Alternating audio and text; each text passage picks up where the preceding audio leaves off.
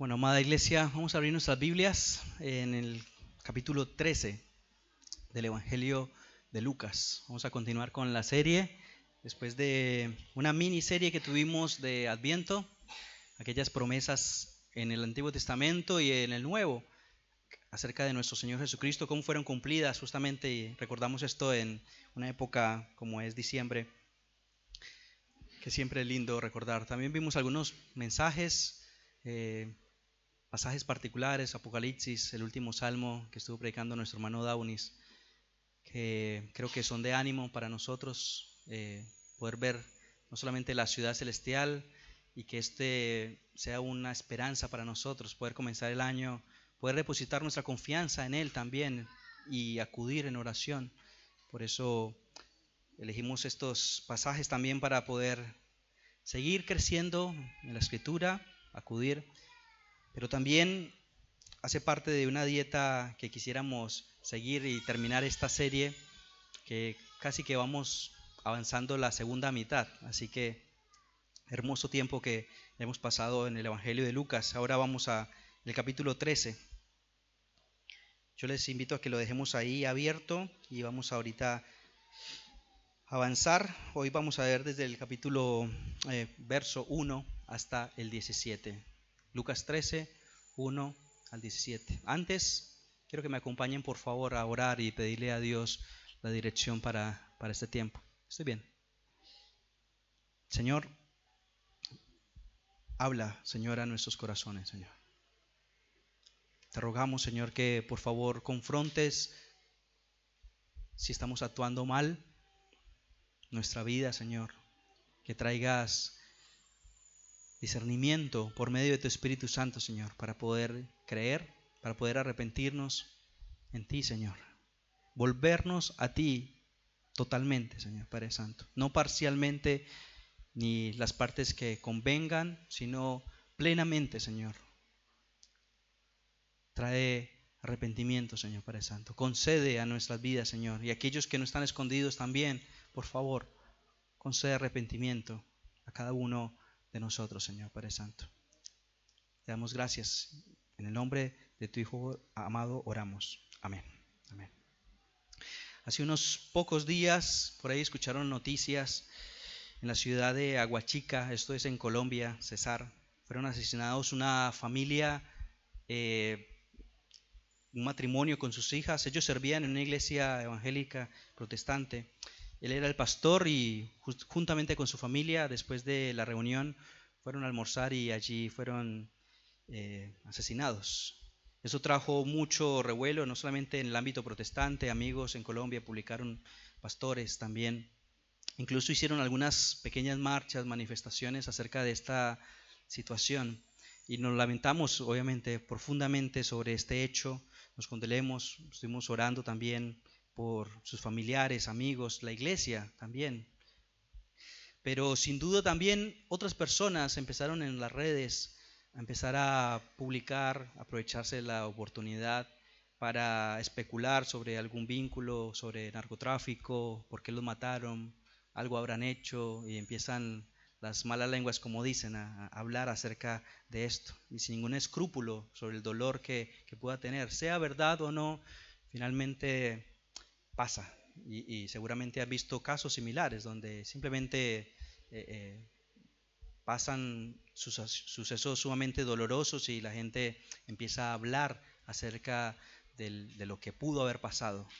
Y más en el ámbito cristiano, seguramente dirían, como vamos a ver en el pasaje de hoy, algo tendrán oculto, por algo les pasó, y queda ahí como en el chisme nomás. En esta ocasión, en el pasaje que vamos a estar viendo, mientras Jesús estaba enseñando, algunos presentes le contaron una noticia sumamente impactante, parecida, no estoy asimilando, pero chocante. Una noticia que estaba en los titulares posiblemente de ese tiempo, lamentable y escandalosa lo que había sucedido. Un grupo de hombres había sido brutalmente asesinado, y estos hombres vinieron de Galilea a ofrecer sacrificios, y allí en el templo los mataron. Era de público conocimiento, por lo que vemos también en el texto, que fue orden del gobernador Pilato que mandó a matar justamente. Y lo más probable es que ellos eran pensando en los galileos, que eran un poco más revolucionarios, posiblemente eran culpables de sedición, de rebelión contra Roma. Y en un acto cobarde, mientras ofrecían sacrificios en el templo, fueron acribillados. De hecho, el texto que vemos ahora, vamos a leerlo ya, su sangre se había combinado con la misma sangre que estaban ofreciendo el sacrificio. Y esto sin duda trajo un montón de noticia, fue sin duda una noticia. Tanto que mientras Jesús estaba enseñando le preguntan, ¿qué pasó? ¿Qué piensas vos de esto? Leamos el primer pasaje de donde estamos leyendo. Esa misma ocasión había allí algunos que le contaron acerca de los galileos, cuya sangre Pilato había mezclado con la de su sacrificio. Respondió Jesús, les digo, ¿pensáis que estos galileos eran más pecadores que todos los demás galileos porque sufrieron esto? Os digo que no, al contrario, si no os arrepentís, todos pereceréis igualmente. Y avanzando en este pasaje, ahorita vamos a verlo todo, podríamos pensar en esta misma situación, esta misma noticia, comentarios, murmuraciones, chismes que habían, pero Jesús aprovecha como todas las oportunidades que hay preguntas, que hay comentarios para poder predicar el reino principalmente. No añadirse, no adherirse a ningún comentario ni político, ni que le beneficie simplemente para juntar masas. Por el contrario, Él va a hablar lo que es la verdad, lo que es justamente lo que Él vino a hacer. Y eso es lo que nos manda justamente. Así que el pasaje de hoy, la prédica puntualmente, lo que vamos a estar viendo, estudiando juntos, vamos a separarlo en dos partes. Del 1 al 9, estuvimos leyendo solamente ahorita los primeros 3 pasajes, viendo la noticia. Y del 10 al 17, aquellos que están tomando nota, allí pueden anotar del 1 al 9. Yo puse un pequeño título que es una pregunta. ¿Acaso son mejores? Y podemos pensar a la luz de esta pregunta que le hacen. Jesús responde esto. Son mejores ustedes. Pero va a una verdad, una confrontación, una necesidad de arrepentimiento. Va a otro tema totalmente distinto. Y en segunda parte podemos ver un par de situaciones donde ahorita vamos a estar viendo del 10 al 17 y le puse el título Vidas torcidas. Pero el énfasis de este texto, por lo menos lo que estamos viendo, es que hay una necesidad y hay una oportunidad de ser verdaderamente libres. Y este es el tema puntualmente que vemos en estos dos pasajes. Vemos entonces primero la necesidad de arrepentimiento y también un llamado y una oportunidad de una verdadera libertad que tenemos por la gracia de Dios. Y ante estos dos títulos, y vemos el pasaje entero, quiero simplemente una idea central. Si quieren anotarla, van anotándola por partes porque voy a estar repitiéndola. Necesitamos arrepentirnos. Eso es un imperativo para todos los que estamos acá escuchando. Y volvernos a Dios con confianza en su gracia liberadora. Necesitamos arrepentirnos y volvernos a Dios con confianza en su gracia libertadora. Mientras los primeros 5 versos que acabamos de leer, miradas ociosas buscaban la reacción de Jesús. De hecho, una creencia popular pensaba que aquellas calamidades, cosas que estaban pasando, desdichas, era porque ellos eran culpables de pecados ocultos, pecados extraordinarios, ocultos, y por eso sucedían justamente estas cosas. De hecho, los discípulos mismos, lo vemos en el Evangelio de Juan 9, 2, si quieren tomar nota, yo se lo leo en favor de ustedes. Rabí, ¿quién pecó, este o sus padres? ¿Se acuerdan de ese texto? De aquel hombre ciego, para que naciera ciego. Y Jesús responde, no, ni este ni sus padres, sino que ciego para que las obras de Dios se manifiesten de él. Era una creencia popular el hecho de que alguien por ahí sufriera un mal, y Jesús y Lucas en el Evangelio es muy claro en mostrarnos qué cosas son porque simplemente Dios quiere manifestar su poder y su gloria, o porque son una enfermedad, o porque están simplemente atados por un demonio. Pero el pasaje es muy, muy claro. Pero la gente especulaba, esas creencias totalmente erróneas.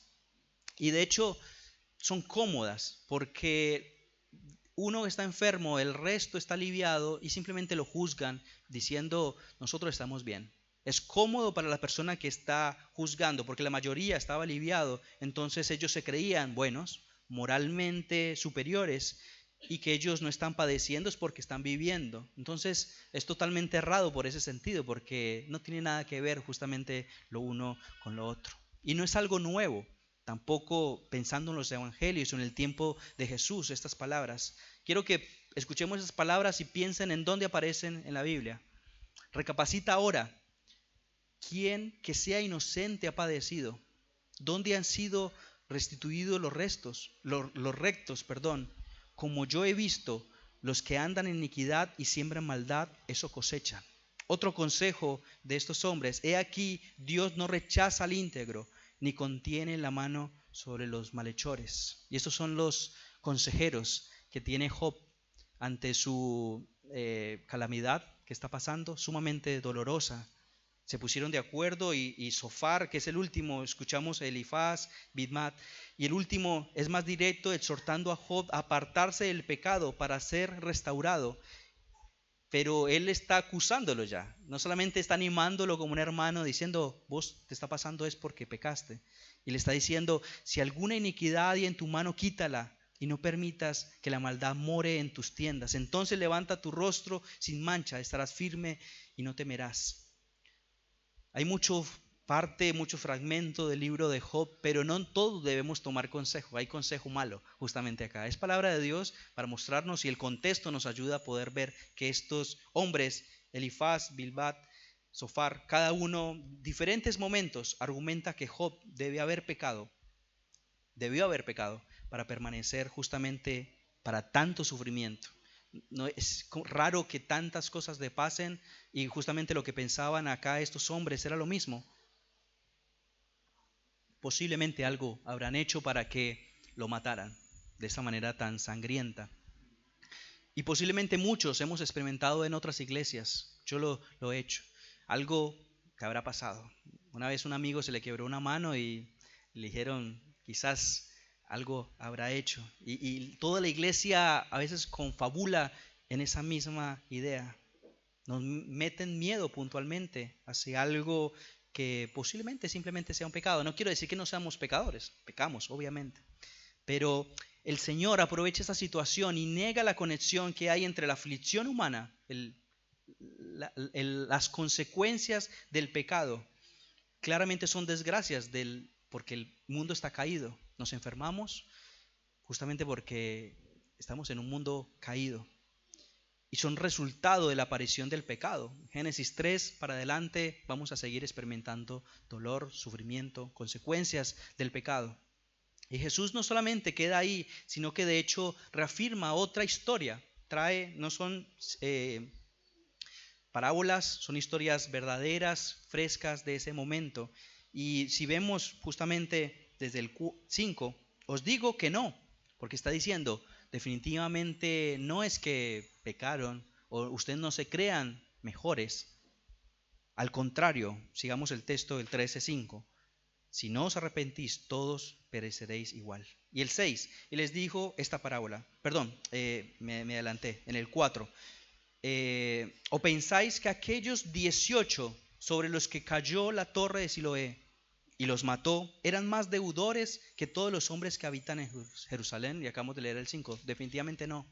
No solamente se queda con la historia de aquellos galileos, sino que cuenta otra historia trágica de 18 hombres que posiblemente estaban pasando, no sabemos si estaban trabajando, pero les cayó una torre y murieron trágicamente. Y él dice, ni estos galileos ni los de la torre les pasó algo simplemente porque sí. Él no se adhiere simplemente a los chismes, no se enfoca en las víctimas, en lo trágico del suceso, no está despreciándolos, sino que no quiere añadirse a este comunicado, ni sus supuestos pecados.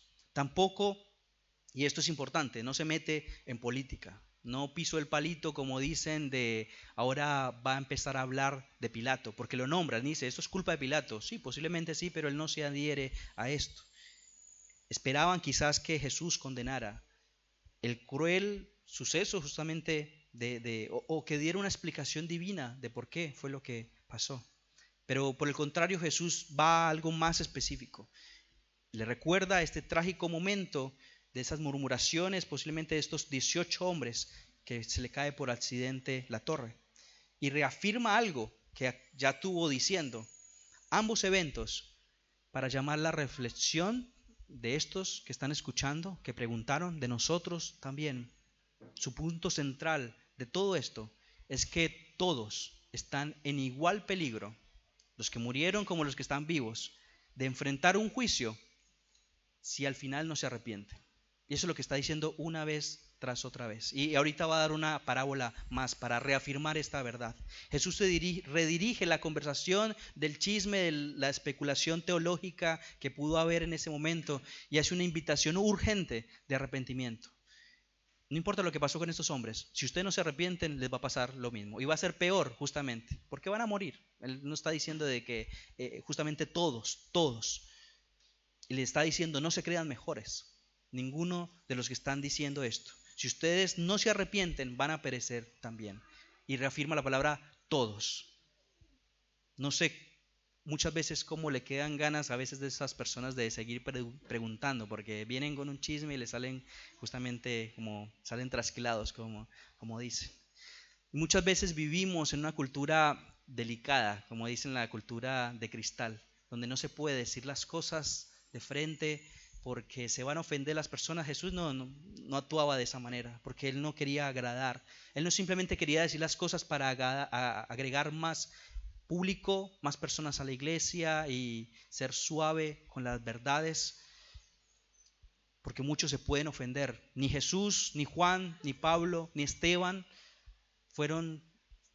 censuraron su mensaje, sí fueron censurados, pero ellos iban duro, justamente a la verdad, no simplemente por ofender, a la verdad, porque posiblemente nadie se las va a decir, o nadie se las dijo, o nadie nos las dijo a nosotros, y simplemente nos dieron un mensaje diluido, donde simplemente Jesús te ama, y ya.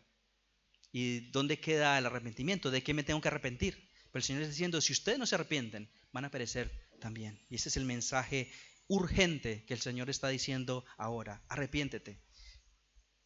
Pero hacer un pequeño paréntesis rápido de qué es el arrepentimiento, porque creo que es importante. Lo estuvimos viendo en pasajes anteriores cuando Juan el Bautista estuvo hablando a la camada de víboras que dice arrepiéntanse también, pero creo que es importante que hoy recordemos esta verdad.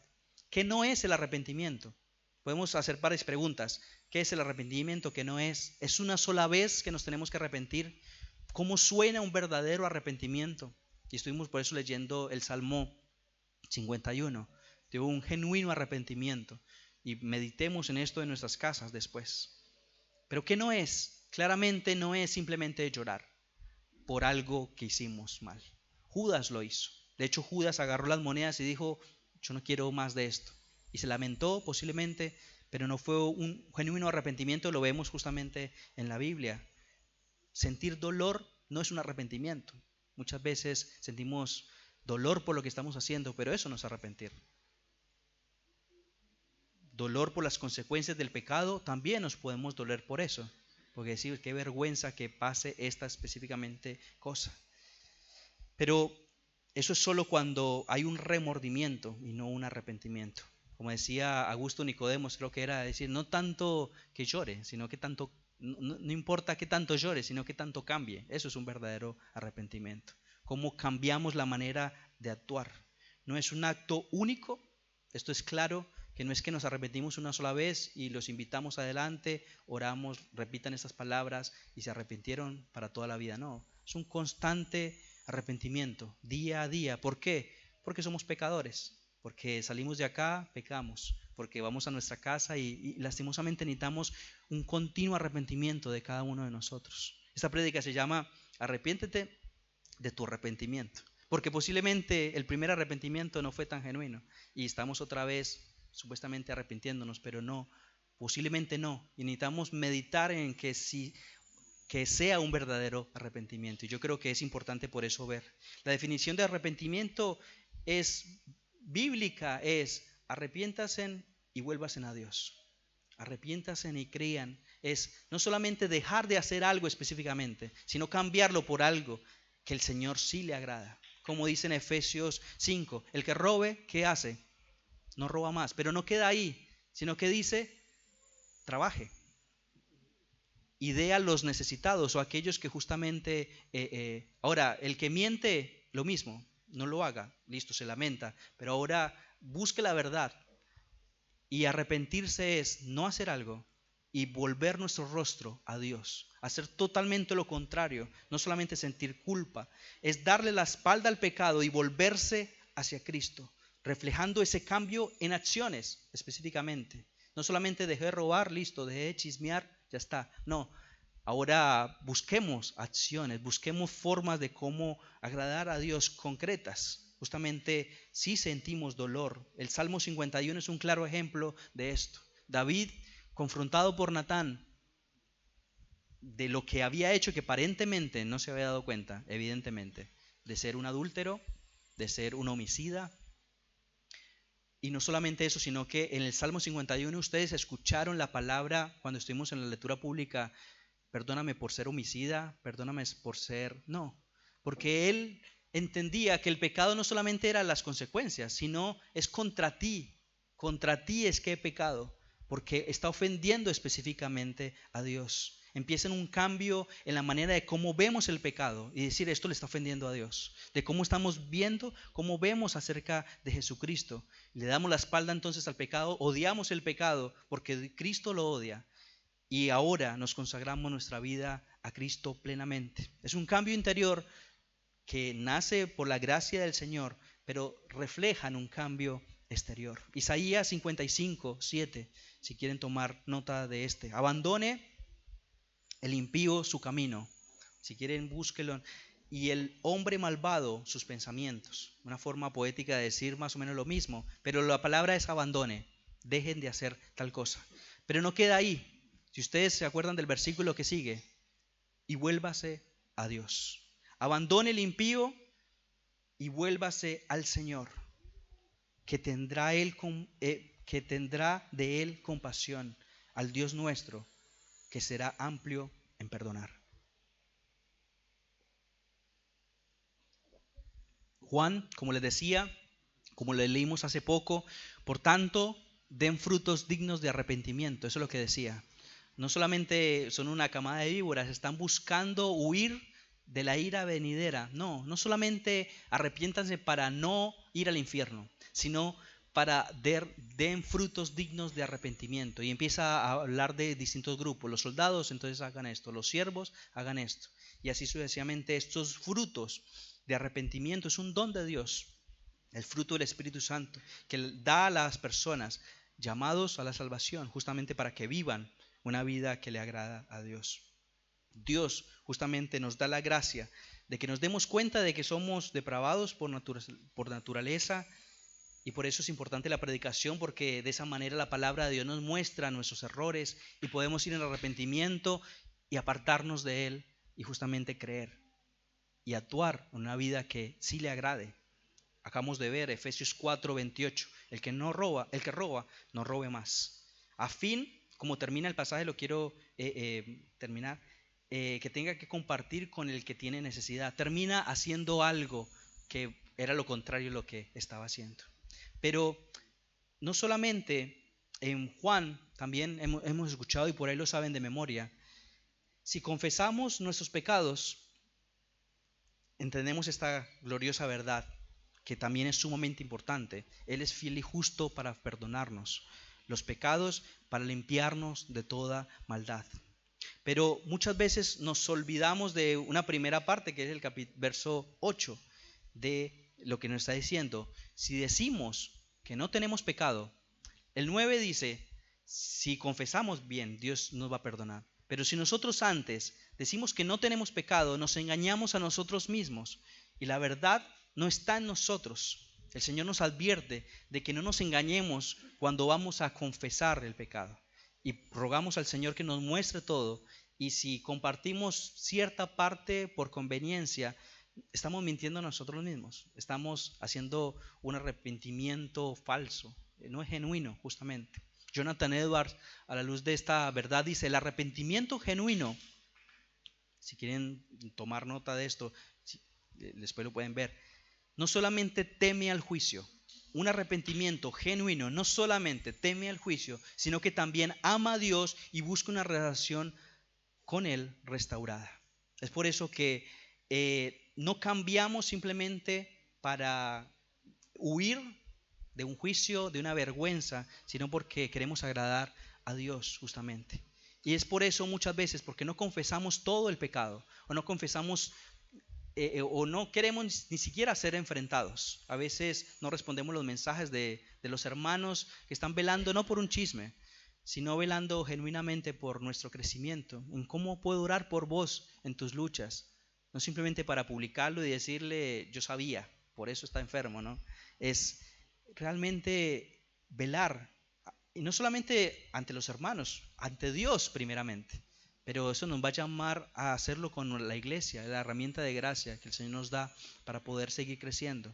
Y posiblemente por eso no vencemos patrones de pecados constantes en nuestra vida. Porque nos mentimos a nosotros mismos, justamente porque no hay verdad, dice Juan. Y tal vez esa es la principal razón de que sigamos cayendo en el mismo lugar. Y el pecado sigue teniendo dominio, porque no hay un arrepentimiento en nuestra vida. Porque sigue teniendo dominio el pecado en estas áreas. Así que el verdadero arrepentimiento implica un cambio genuino de corazón producido por el Espíritu Santo, claramente, reflejando una nueva vida, una nueva relación con Dios. No solamente el deseo de no ir al infierno y de ir al cielo, sino porque le agrada. No importa, la palabra que Jesús está diciendo acá es: todos van a perecer si no se arrepientan. No importa si sos judío, fariseo, hijo de pastor, o por ingresar a la membresía, o 40 años ya de miembro, si ustedes no se arrepienten, genuinamente, viendo realmente lo que significa arrepentimiento, perecerán. Si hay un falso arrepentimiento, entonces arrepiéntete de tu arrepentimiento, como dice este pasaje. Así que eso es lo que el Señor está diciendo acá de una manera urgente. Vamos a leer del verso 6 y continuando nuestro pasaje del 6, capítulo 13, versos 6 al 9. Y les dijo esta parábola: cierto hombre tenía una higuera plantada en su viña y fue a buscar fruto de ella y no lo halló. Y dijo al viñador: mira, hace 3 años que vengo a buscar fruto en esta higuera y no lo hallo, córtala. ¿Por qué ha de cansar la tierra?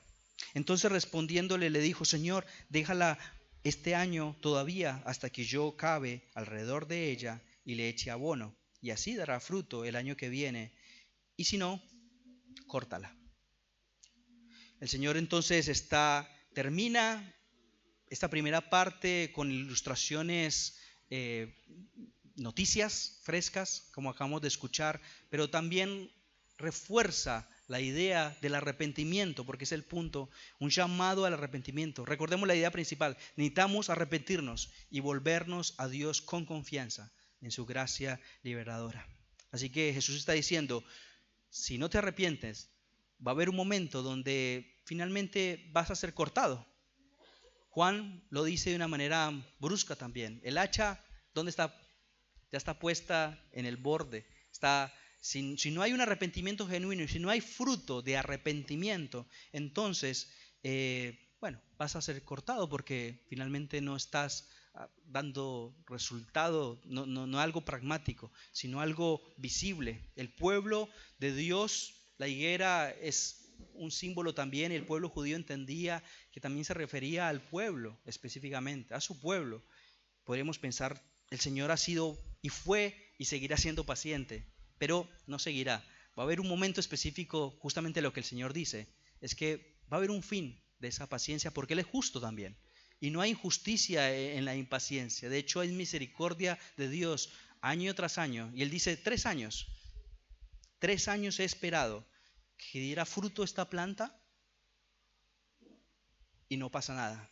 Podemos pensar miembros que no solamente llevan 3 años, o personas que siguen escuchando la palabra y no dan fruto. Siguen estancados y por ocasiones peor de lo que por ahí comenzaron. Eso es una evidencia de que posiblemente no hubo un arrepentimiento genuino. de que no están alimentando justamente lo que el Señor le está diciendo. No puedo encontrar ningún fruto. Y el Señor está diciendo, entonces le dice al dueño, bueno, córtala. Pero no solamente habla de esta verdad, dice, ¿por qué? Porque no solamente es inútil, sino que esto es perjudicial. Y aquí es sumamente importante esta verdad. No solamente está ocupando un espacio, sino que le está robando nutrientes a otros que están al lado. Está haciendo de carga. Y a veces suena chocante esta idea. Pero es Jesús mismo y yo no pretendo claramente ser mejor y más bueno que Jesús. Jesús es justo en lo que está diciendo. Él está diciendo, esta planta le está robando nutrientes, le está haciendo de carga a los demás. Puede estar hablando del pueblo, justamente le está diciendo a ellos, pero también nos está hablando a cada uno de nosotros, justamente cuando estamos siendo infructíferos, cuando no estamos dando justamente lo que el Señor demanda de cada uno de nosotros. Así que no solamente es infructuoso, sino que es perjudicial, es dañino. Es una fuente, claramente esto es una fuerte advertencia de nuestro Señor Jesucristo. Juan el Bautista dijo, el hacha ya está puesta en el árbol. Así que los frutos revelan que estamos añadidos, que estamos vivos, que estamos arraigados justamente a lo que el Señor está. La verdadera fe siempre se manifiesta en frutos de arrepentimiento. Si entendemos que las obras no nos justifican ante Dios, eso lo sabemos, pero Efesios también dice, somos salvos por gracia, pero listos para dar buenas obras. Y estas obras que el Señor ya limitó, que son un resultado justamente de lo que el Señor ha hecho por cada uno de nosotros. Así que las obras no nos justifican, pero si no están estas obras, eso dice Santiago, después vamos a, con la ayuda de Dios, a poder ver esto más con detalle en la epístola de Santiago, es una evidencia de que no hay una fe verdadera.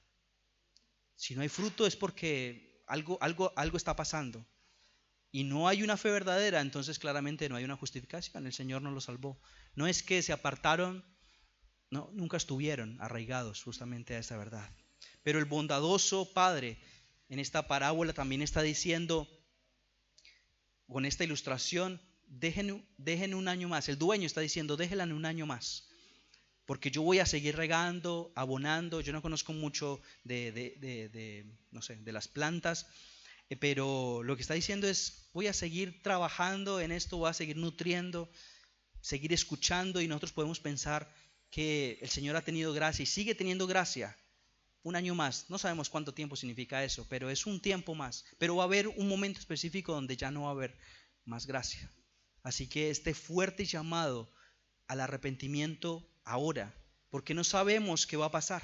No sabemos si este último año ya se está acabando. Para los que están escuchando y no se han arrepentido, puede ser tu última oportunidad. Puede ser que no tengas un mañana. Puede ser que no tengas ni siquiera la próxima semana o la próxima hora. Por eso yo te ruego, y la palabra hoy está diciendo, arrepiéntete y vuelve a Dios. No solamente para los que no están en Cristo, escondidos en Cristo, sino para los que estamos en Cristo y no estamos siendo genuinos en nuestra vida que posiblemente vivamos como estas hipócritas, justamente que el Señor está diciendo, arrepiéntete. Así que vimos la primera parte del 1 al 9, donde dice, ¿acaso ustedes se creen mejores? No, de ninguna manera.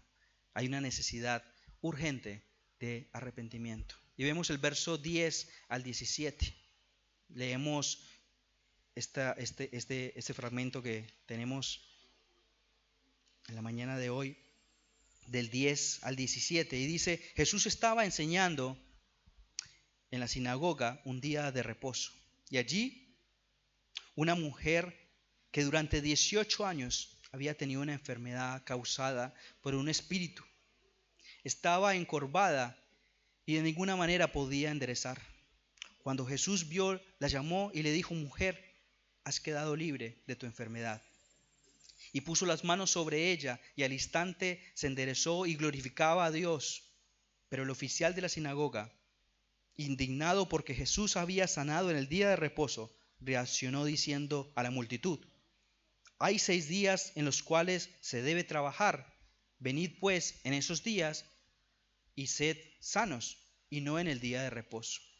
Entonces el Señor respondió y dijo: hipócritas, ¿no se desata cada uno de vosotros su buey o su asno del pesebre un día de reposo y lo lleva a beber?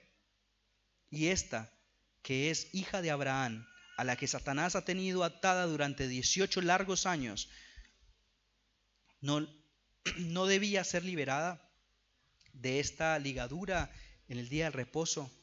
Y al decir esto, todos sus adversarios se avergonzaban, pero la multitud se regocijaba por todas esas cosas gloriosas hechas por él.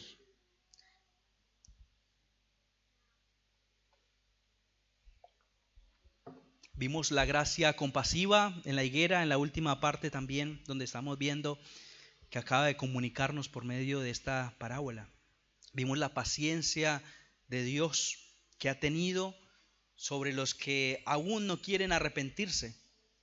Y acá nos da otra demostración también de esa compasión manifestada absolutamente por gracia. No lo estaba buscando posiblemente esta señora, esta pobre mujer, y Jesús tomó la iniciativa justamente de acercarse y amarla, como lo hizo con cada uno de nosotros, sin duda. Es un pasaje sumamente hermoso poder ver este aspecto también de Jesús. Él de inmediato reconoció la causa del mal, interrumpió su discurso porque estaba enseñando en las sinagogas, decía, la llamó y le dijo allí mismo que ya estaba sanada. No dio ningún preámbulo, sin pedir ni siquiera un acto de fe, claramente plata, sino que la liberó. Sanó, liberó, acá usa estas dos palabras también. Librarla de su opresión. Claramente eso es otra demostración de cómo el Señor ha introducido el reino, justamente a lo que Él vino a hacer. Irrupción del reino, del poder de Jesús, para decir justamente lo que dice Isaías 61. Él mismo se acercó en su pueblo natal, en la sinagoga de su pueblo, y abrió el rollo, y lo abrió en este pasaje. Ustedes recordarán lo que estudiamos hace poco: para traer buenas nuevas a los afligidos. Me ha enviado para vendar. Piensen en cada una de las obras que el Señor hace: para vendar a los quebrantados de corazón, para proclamar libertad a los cautivos y liberación a los prisioneros, para proclamar el año favorable, el día de venganza de nuestro Dios, para consolar a todos los que lloran, para conceder que a los que lloran en Sión se les dé diadema en vez de ceniza, aceite en vez de luto, manto de alabanza en vez de espíritu abatido, para que sean llamados robles de justicia, plantío del Señor, para que Él sea glorificado. Él la libera de esta, justamente de esta situación que estaba pasando, para mostrar su poder y para mostrar que Él era también el Mesías, para deshacer las obras de Satanás, justamente. Jesús pudo haberla sanado cualquier día, eso es verdad, pero Él quiso justamente sanarla en ese mismo momento que había pasado, para mostrar algo específico. Y Lucas es muy intencional cómo une estos relatos. No sabemos si fueron sistemáticos, pero Lucas los quiso unir para mostrarnos esta verdad. Un día más, un día menos, después de 18 años de que esta mujer estuviera enferma, no iba a cambiar mucho, la verdad. Pero finalmente el Señor quiso hacerlo en este momento. Y el principal de la sinagoga se enoja. Y lo interesante es que no lo dice de una manera directa diciéndole: vos, ¿por qué hiciste eso? Si nos vemos en el verso 14, acompáñenme. El 14, ¿qué es lo que dice? Le dice de una forma indirecta, ¿no? Le dice a la sinagoga entera, se dirige al pueblo y no a Jesús. Pero el Señor sabía perfectamente qué pasaba en su corazón, qué es lo que pensaba. Justamente, y le dice: hipócrita, porque vos no solamente estás impidiendo que alguien que esté de tu misma congregación siendo sano, sino que estás actuando totalmente desconsiderado. Si Dios permite que ayuden a sus animales sedientos el sábado, ¿cómo no va a querer cuidar a los necesitados hechos a su imagen? Usa la palabra la hija de Abraham.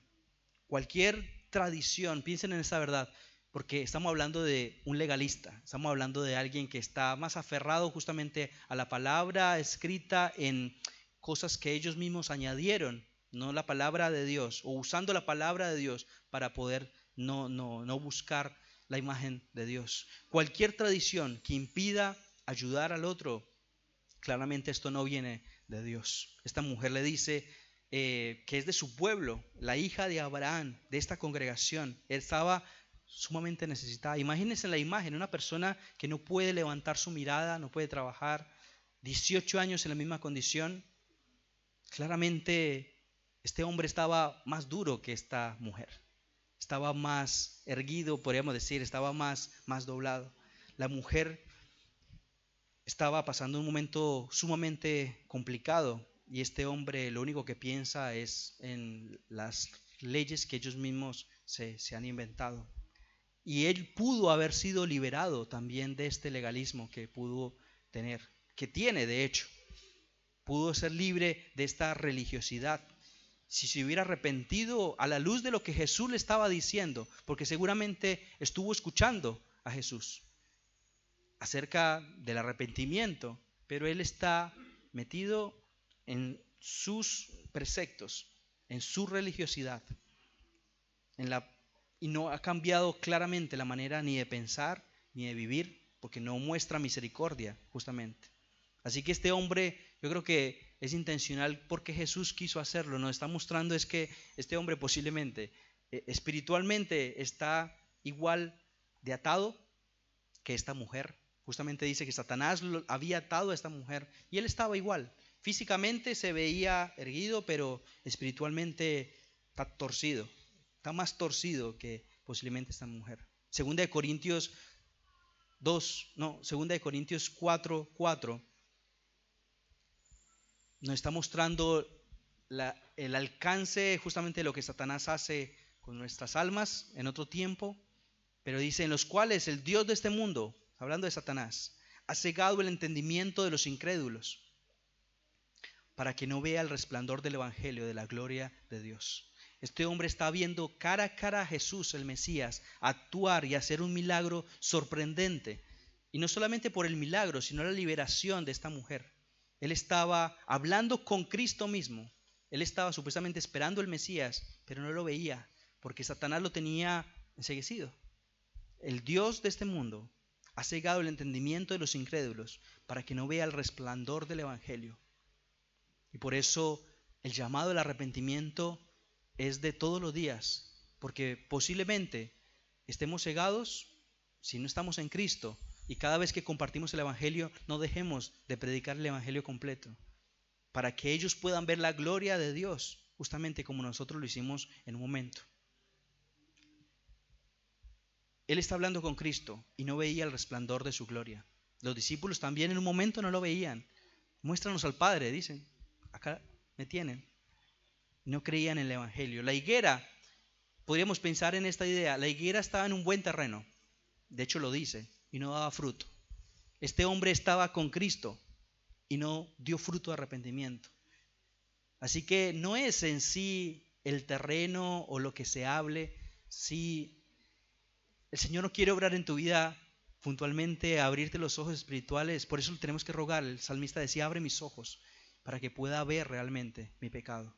Necesitamos pedirle a Dios. Este hombre cara a cara y quiso darle la espalda al pecado justamente para no volverse en arrepentimiento y actuar en su legalismo. Los fariseos, aunque físicamente y cada uno en la congregación estaba parado, muchos cristianos también se ven, pero el Señor dice, son hipócritas, están viviendo una vida doble. Espiritualmente están mirando para el piso y no están viendo la gloria de Dios, la compasión, no actúan justamente como el Señor quiere que actuemos cada uno de nosotros. En arrepentimiento, vivimos en un legalismo, en un orgullo, una falta de compasión, queriendo ser autosuficientes, creciendo en la crítica, en la queja. Están atados posiblemente esas personas por sus caprichos muchas veces, porque dicen siempre se hizo así, entonces se tiene que hacer así. Pero justamente el Señor quiere liberar a todos estos que están cegados por Satanás y llamando a arrepentimiento genuino, a una necesidad de que vayamos a Él, volvamos a Cristo, dejemos lo que estábamos haciendo y ahora volvamos a Cristo. Después vamos a ver el pasaje más adelante del hijo, el hijo perdido, o los hijos perdidos. Y es la misma idea. Él estaba en este lugar, recapacita por la gracia de Dios y va a hacer otra cosa. Ese giro que necesitamos hacer nosotros. Seguro, acá hay personas que necesitan exactamente lo mismo. Y el llamado del Señor es el mismo, cada momento. El Rey Jesucristo lo está llamando a arrepentirse y volverse a Él. Y creer en Él. Y ser libres, como acabamos de cantar. La última palabra, descansar en Él, de ser libres en Él. Así que hermanos, necesitamos arrepentirnos, volvernos a Dios con confianza. Piensen en estas verdades. Necesitamos arrepentirnos, volvernos a Dios con confianza en su gracia liberadora. Oramos, hermanos.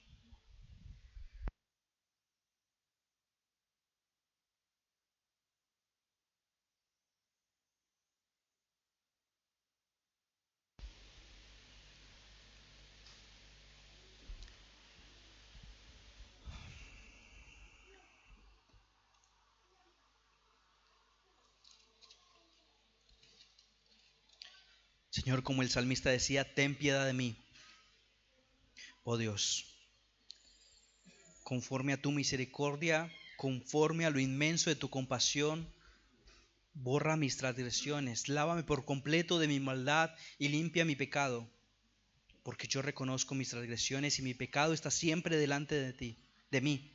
Contra ti solo he pecado y he hecho lo malo delante de tus ojos, de manera que eres justo cuando hablas y sin reproche cuando juzgas.